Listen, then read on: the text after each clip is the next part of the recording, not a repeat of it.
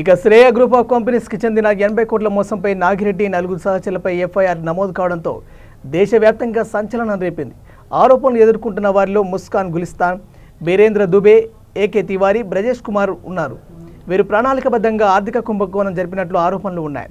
Shreya group chairman Hemant Kumar Roy వ్యక్తిగత ఖాతా నుంచి మోసపూరితంగా విత్డ్రా చేసినట్టు వెలుగులోకి వచ్చింది. శ్రేయ గ్రూప్ ఆఫ్ కంపెనీ నుంచి 80 కోట్ల మోసం చేసి బ్లాక్మెయిల్ చేసినందుకు నాగిరెడ్డి, అతని నలుగురు సహచరులపై ఎఫ్ఐఆర్ నమోదయ్యింది.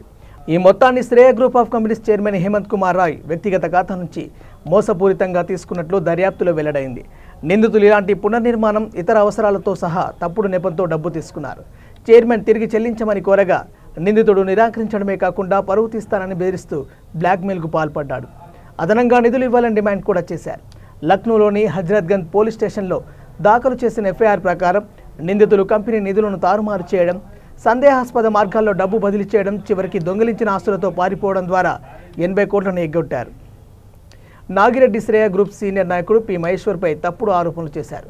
కర్నూలులోని 3 టౌన్ పోలీస్ స్టేషన్లో అర్ధరాత్రి మహేశ్వర్ను అక్రమంగా నిర్బంధించారు.